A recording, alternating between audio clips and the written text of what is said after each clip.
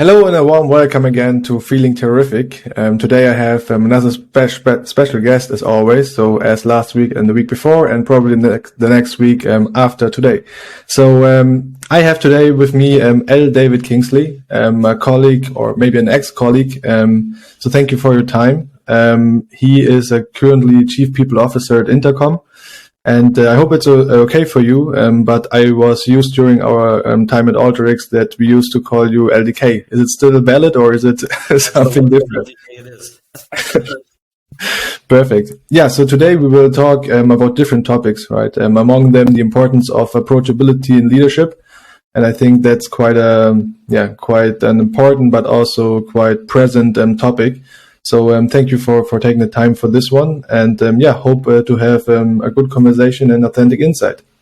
Excellent. Well, Christian, thank you so much for having me. First of all, it's great to reconnect, and we are not former colleagues. We are current and always and forever colleagues.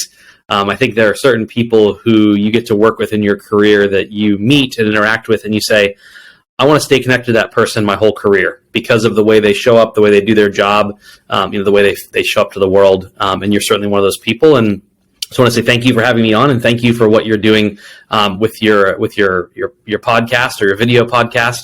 I'm feeling terrific just being here, joining you, and just very grateful for what you're doing to kind of advance the discussion on these important topics across all the different topics that you're covering with your guests. I think the more that we make these things discussable, even the hard topics, the better we're going to be as leaders. And for those of us who are in people, roles, our job is to be of service. Full stop. That's it. That's our whole job, is to be of service to the companies and the people and the stakeholders that we're aligned with in our different companies and organizations. So the extent to which this dialogue drives that forward is the right way for us to be spending time, and I'm grateful for it. So thank you. That's an interesting and right perspective, I would say. So thank you also for that. Maybe let's start with the most important question. Maybe not the most important one, but the most difficult one. Who are you? Who am I? Well, my name is David Kingsley. I go by LDK or David or LD, and my pronouns are he, him. And the most important way I describe myself is I am the spouse and partner to Erin, my wife, and I am the father to Jack and Kate and Maddie, our three wonderful children, and Birdie, our French bulldog. So my self-identity and my self-worth comes from the role that I play in our family. And the rest of my life aligns up to support and enable that. But my most important identity are those jobs of being a spouse and partner to Erin and the best dad that I can be to our kids. So that's how I define myself. In terms of how I add value to the world outside of our home, I'm the Chief People Officer, as you said, at Intercom. And I describe myself, Christian, and you probably remember me saying this, is I'm an analyst who got old and lost his hair. And I always think of myself that way. I think of myself as one of the team, as part of the team. And that's my calling in life, is to be in people organizations and be helping to advance the discipline and the dialogue in the people space. Yeah, no, I can really echo that. When we work together, and as you also mentioned, you have the feeling when someone is genuine, and this is quite it's quite rare, to be honest. And so I'm also happy that we still are in contact, right? So in this regards, Absolutely. Maybe let's have a look at your job as Chief People Officer, right? So how did you end up in HR in general? It's interesting. I'm a recovering consultant in terms of my career. So I started out at what was then Anderson Consulting, and then became Accenture, and then moved into work with Booz Allen. So I was in consulting the first 13 years of my career, and I was in the organization design, human performance space. So we were helping clients going through times of significant technology change in their organizations. And most of the time there was an organizational component to that, and oftentimes a culture change in their organizations, moving from what was a more analog world into a more digital world. And that was in the late 90s, early 2000s. And you remember Y2K, that had us all scared that all of our, ATM money machines were going to go down and the world was going to come to a screeching halt. So a lot of the work, frankly, we were doing was around, not only Y2K, but also the aftermath of that, as businesses said, we really need to get much more digital. and really take advantage of a lot more of the computing power that's coming on the scene with regard to the technology and software that we can use. And in the case of consultants, we were doing enterprise resource planning software, ERP software. So it was financial software, human resources software, and then the corresponding org designs and change management communications that went along with that. So without knowing it, I was preparing myself for the second chapter of my career, being in HR proper, and then joined Salesforce to be the HR business partner lead for the sales organization. And that was my first foray into HR proper. That really got me thinking about, what's my North Star, or if you're down in Australia, what's my Southern Cross for my career, or as I redefine the second chapter of my career. And that really came to be, I'd like to serve in the role of a chief people officer. And so I'm doing that, I think, for the third or fourth company now, which is a real pleasure and an honor to be able to do this job. I pinch myself every day, saying I get to do this job. This is, I think, the best job in the world, that we get to be of service to people as they build their careers and transform their lives. And it starts everything from talent identification and acquisition that you and I worked on together, all the way through to learning and development and helping people grow in their careers in the organizations. So I ended up in HR sort of in a circuitous way, I suppose, but still in a way that I think was the right path for me, which kind of goes along my whole career philosophy of, when you start out your career, you have an idea of what you're going to be, and chances are that's probably not what you're going to be. Yeah, I think being aware of that, or open-minded at least, that the maybe second or third half of your career might be different, right? But maybe adding to that, from the first half of your career, right? What did you learn? What was helpful or is helpful for you now? So, yeah, I think one of the things that I've brought into the HR world that I bring from consulting is the idea of being in service to your client and defining your value, or the people organization's value, HR's value, in the lens of our clients, and our clients being the CEO, his or her executive team, and the leaders in the organization, all the way to frontline managers. How are they defining success for the organization? And then how are the employees in the company defining success for themselves? Then we as a people organization line up and align with those values and those visions that our clients have.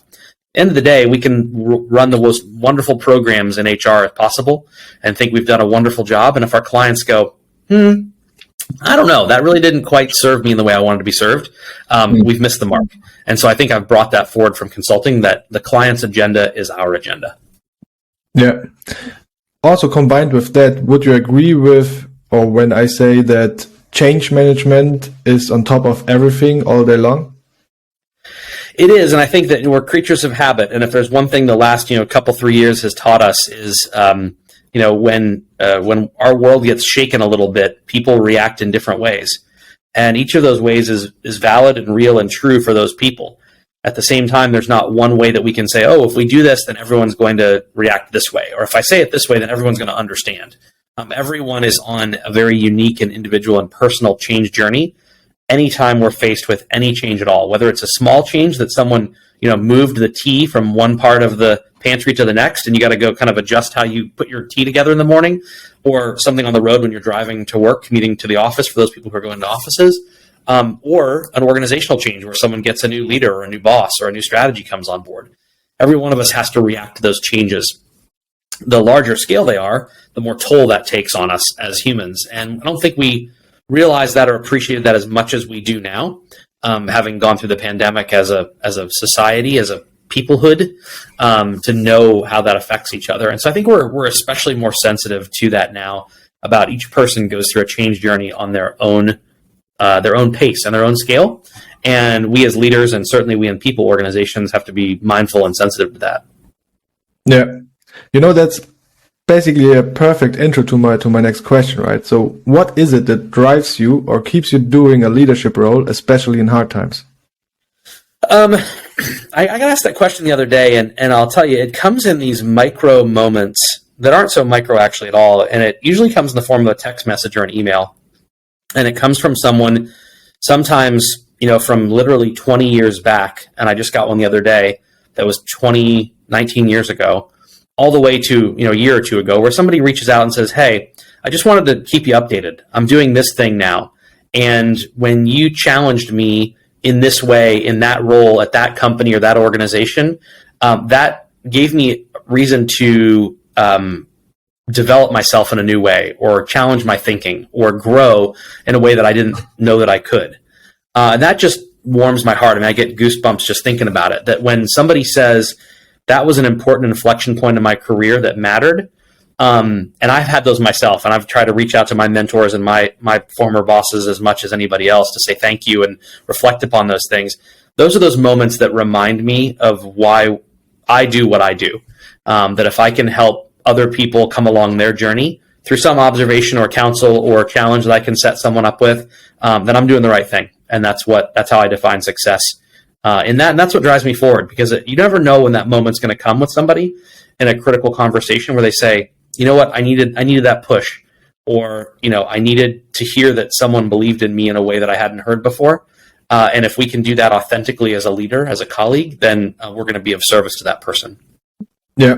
No, I totally agree with you. Maybe a personal example from my side. So last year I had also quite a down, right?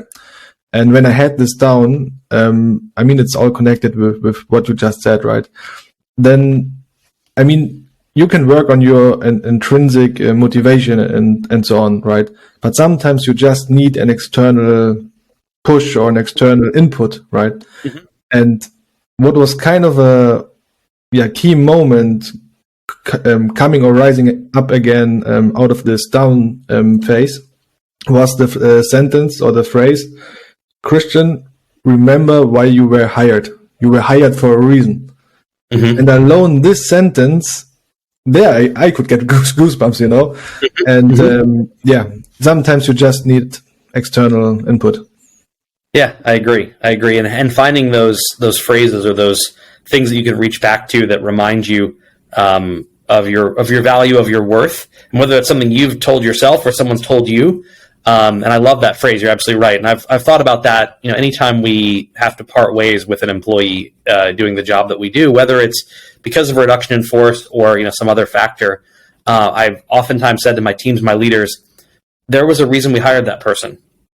There was a reason that we extended them an offer, and I promise you that when we got them to say accept, we forwarded that note around to the team, and we all said high five and congratulations, and aren't we excited?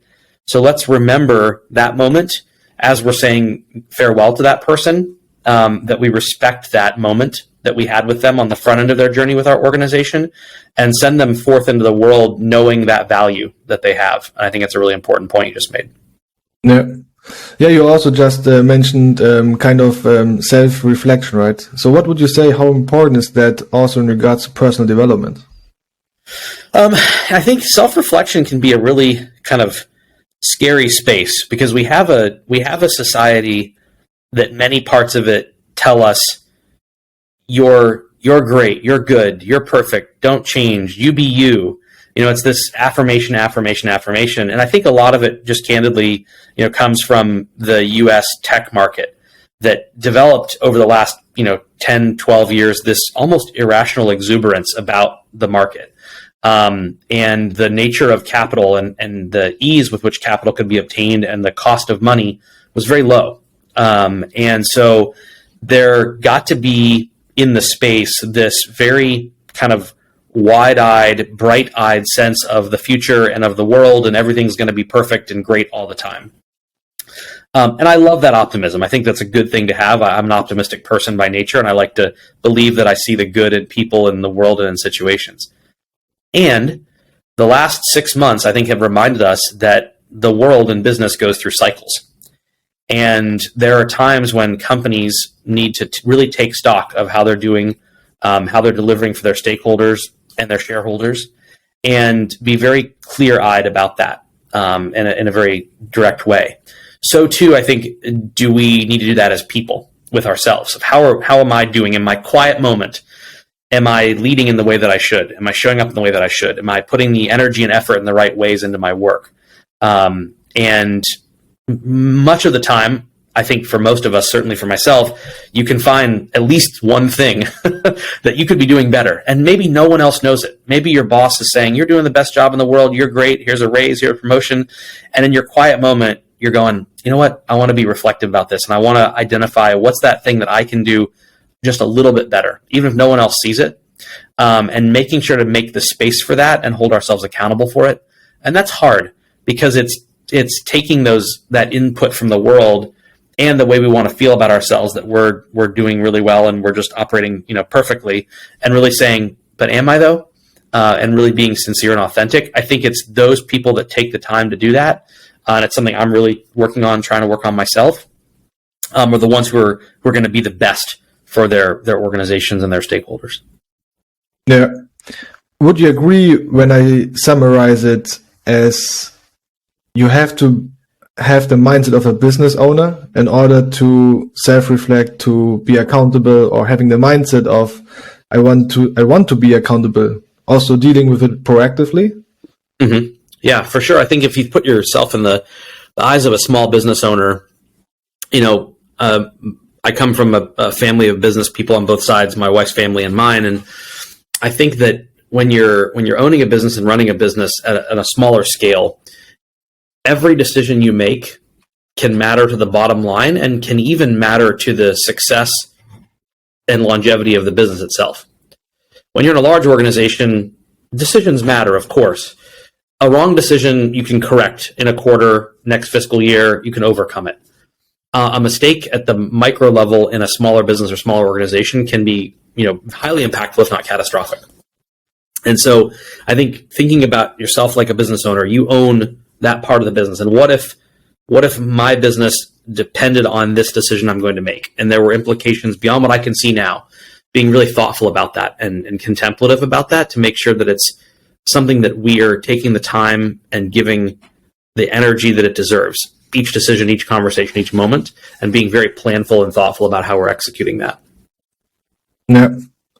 Maybe also one more thing regarding self-development. I'm curious, what are you working on at the moment?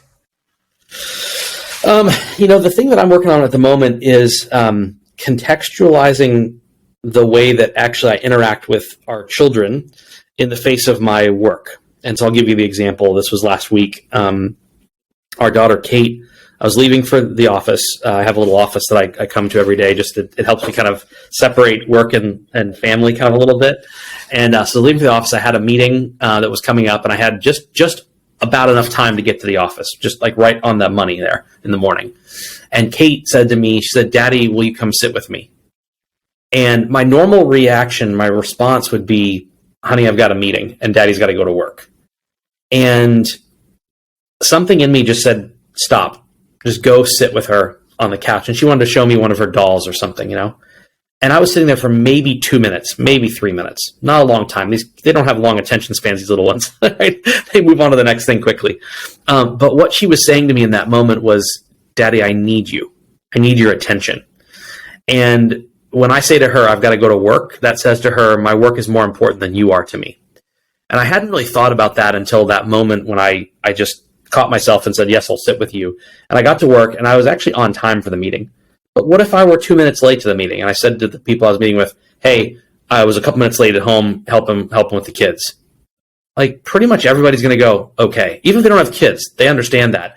Or if they don't, then that's probably not an organization or a team that I want to be a part of, who can't respect that we have other things outside of work that matter to us. So I'm trying to be reflective about how do I contextualize my work with my life. And don't get me wrong, we all work extraordinarily hard at our jobs, and this laptop is open and running, probably more hours than I'd like it to be, but that's okay. It's important work that I enjoy. But it's also making the time and space for the other things in life that make life rich in addition to work. And so I'm really working on that. It's something that I don't think I've spent enough time on as a professional, as a parent, that I need to get better at, and our kids deserve that. And frankly, it's the role modeling I think that I need to do also as a leader, to say to our team and our organization, what you have outside of work matters. Whether that's you and I've talked about this, whether it's your plants or your pets or your people or your places, your 4 Ps, whatever those things are that matter to you, that make your life rich, you should make time and space for those things, and know that you will be respected inside of the organization to make that time for those. Yeah. No, so first, I would say congratulations for the self-reflection. I don't know if congratulations is the right word for it, but I think it's really good and an important milestone also in someone's life, whatever it might be, right? For some, it might be the children, the family, or whatever, right? But on the other side, you also just mentioned it, when it comes to leadership, then, I mean, it's a perfect example for kind of the title, right?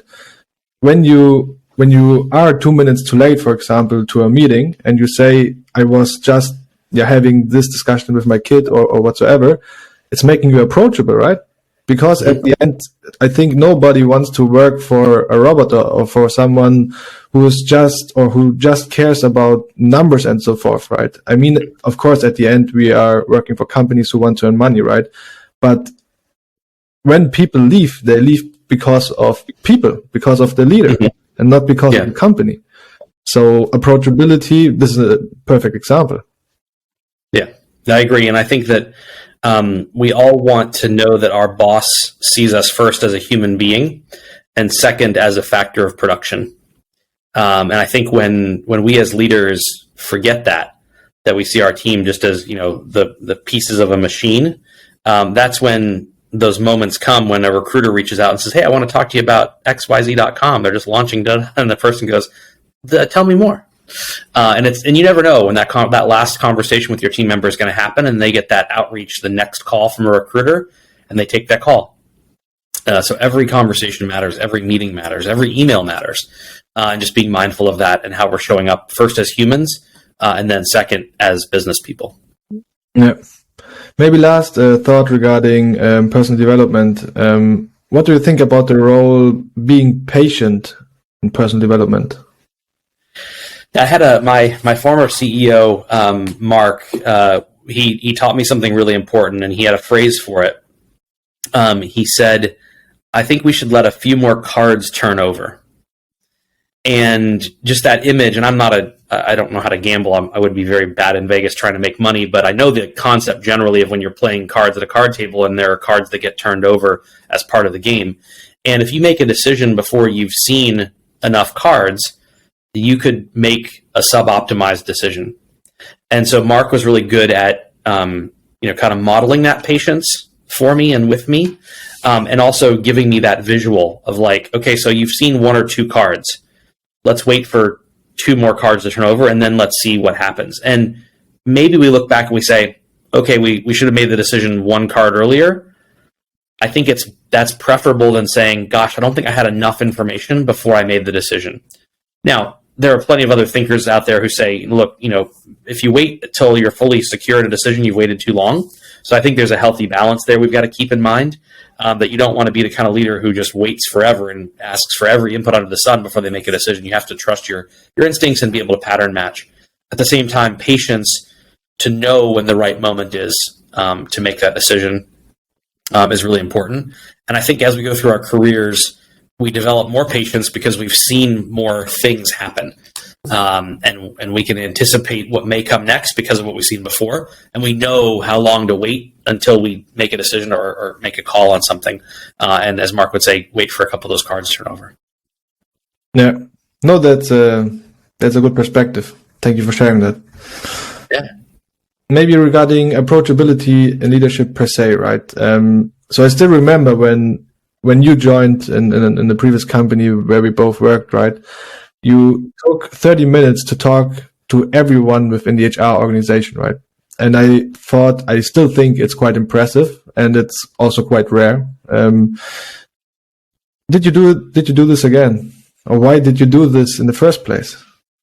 Yeah, it's sort of, I guess it's become kind of a repeated element for me. The first time I did it, it was a smaller team, a few companies ago. And I learned so much. I learned so much about where people were from, what they were doing, what was going on in the organization. Like I was just in listening mode and onboarding mode. And so I've done that the last few companies, to include here at Intercom. And the teams have gotten larger. So now it's, upwards of 60, 70, 80, 100 people I'm doing that with. And when I tell my EA, my executive assistant, that we're going to do this, usually their eyes get very big and they're like, you're going to do 100 30-minute meetings. And I say, in 1 month. And they say, how are you going to do that? And I say, with your help. And so we set those up, and it's, we kind of stack them back to back. And obviously you're working on time zones. So if you have Asia Pacific, in Japan and the Americas and EMEA, you're doing some calls early and some calls later in the evening, but with, the proper focus, I think it can be done. And again, two things come out of that. Most importantly, I think the person you're meeting with really feels heard and seen, and they know that you know who they are. And I think that's the most important thing, that this leader acknowledges me and knows me and knows my name and knows a little bit about me, A. And then B, I as a leader learn a lot about the organization, about the people, about the culture, about the cultural norms, the way people talk about the company, the way people talk about the work. There's no better onboarding I think a leader can do than to spend time with their team. At the same time, I've gotten, feedback about that. And, people said, wait a second, you're spending that much time that early. You should be meeting with, the senior executives, blah, blah, blah, blah. Yes, of course. I will, of course, meet with my senior executive colleagues and my clients effectively. At the same time, though, if we're going to serve them as a people organization, we have to be collectively serving them as a people organization. And if I don't know the people in the organization and what we're doing, then I'm not going to be able to, kind of serve that in a leadership role very effectively. So I think it's time well spent. And I'm actually now doing a new element of that, Christian.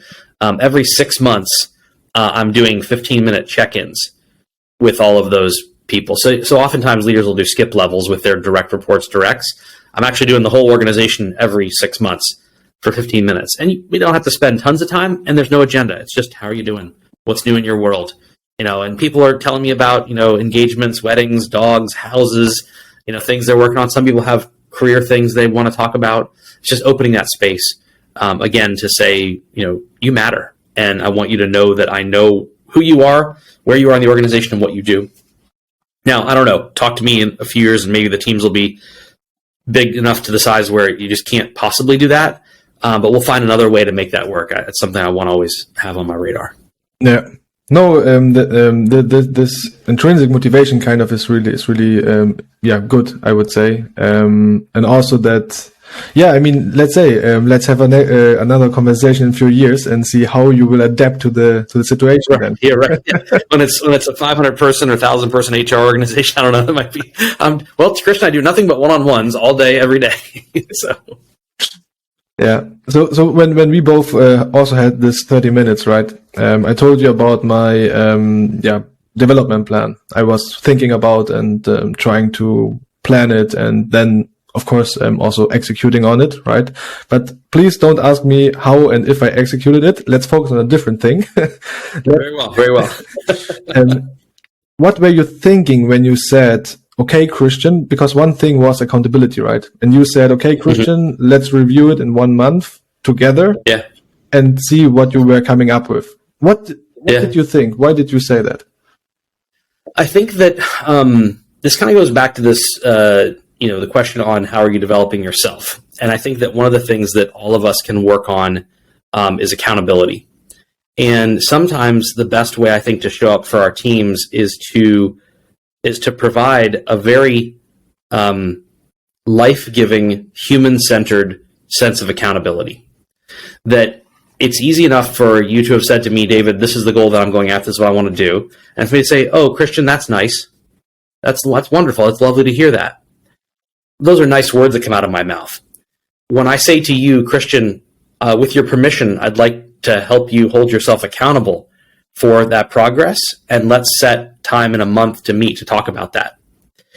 It does a couple things. First of all, it helps to that person to grow and develop through accountability.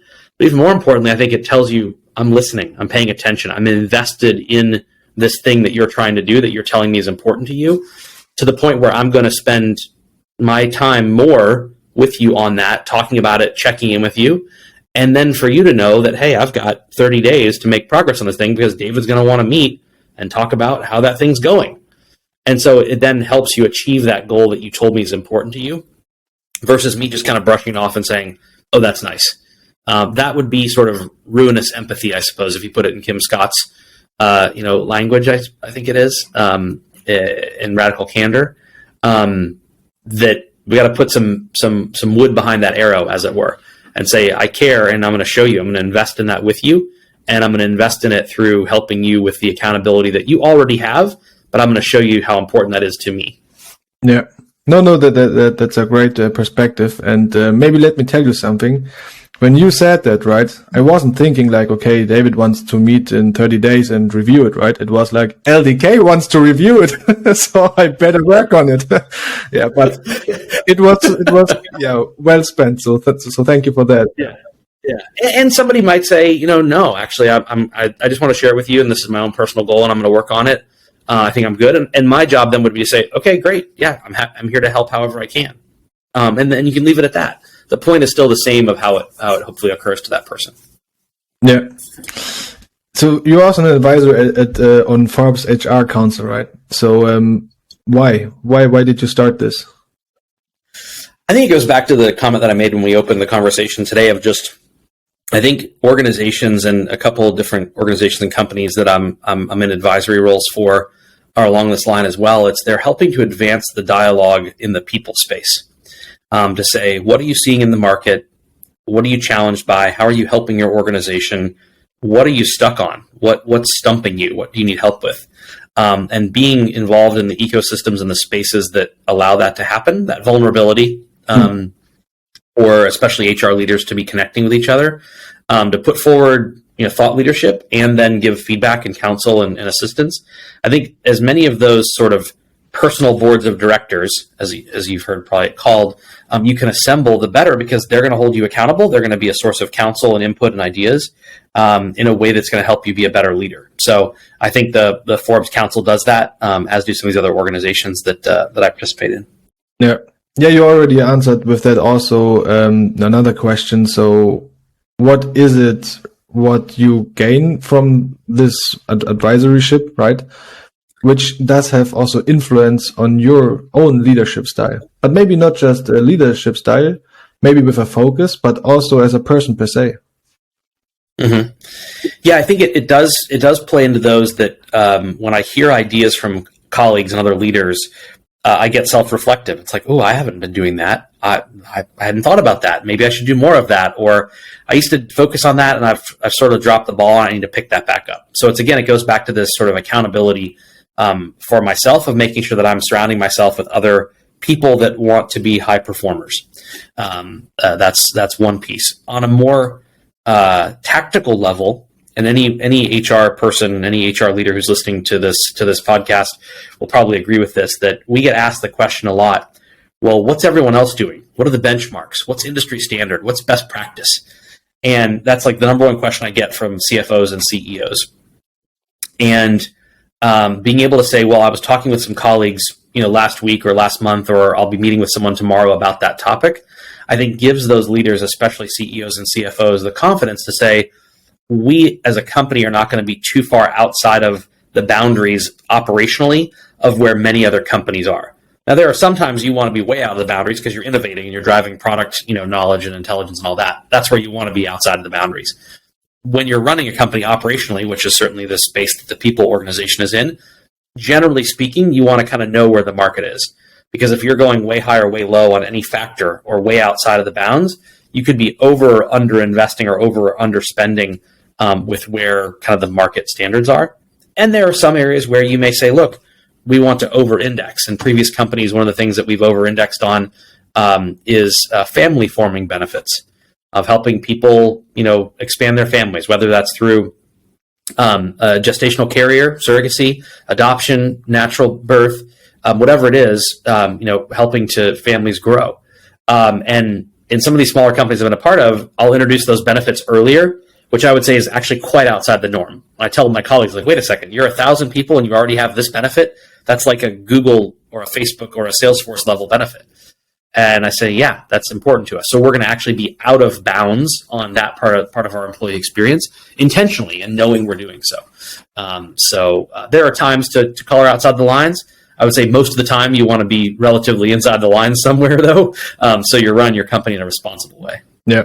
Yeah. I mean, doing this, running a company in a responsible way, in whatever way that also means, right, is, an important thing. So good shout.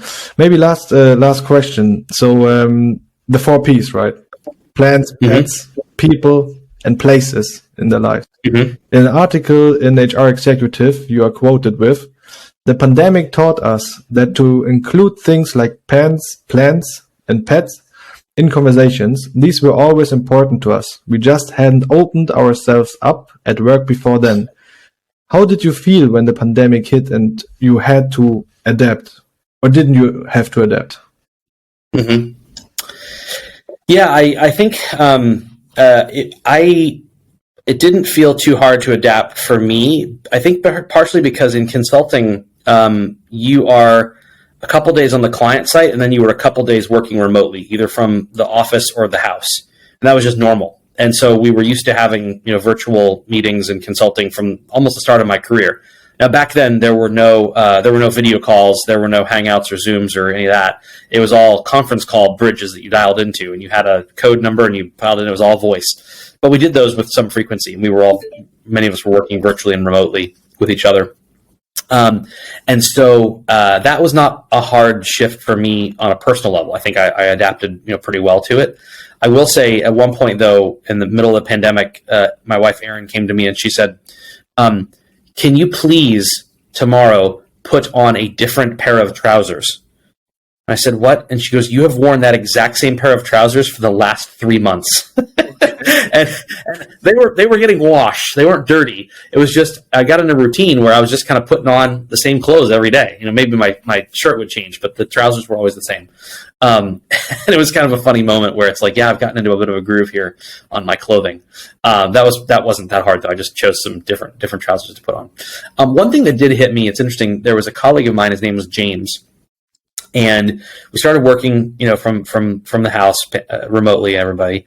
And one day he showed me his living room, and somehow the topic of his fish came up. I said, "Oh, you have fish?" He said, "Oh, yeah." And he walked me in, and he had his laptop. He was walking around his house with his laptop, and he had literally turned his living room into like an aquarium, like a desert oasis. Huge plants, this giant pool in the middle with all these big fish in it, like half-meter long fish. They were carp, and they all had names, and there were probably 20 of them in this pond that he had built in his dining room, and he knew all their names. He called them out by name as they were swimming around, and he was so excited to show that to me. And we had a really fun conversation about the plants that he had and his fish. And here I am thinking, this has been that important to him his whole time we've worked together, and I never even knew that about him. And so the pandemic allowed us a new level of professional intimacy with our colleagues that allowed me to get to know James in a new way.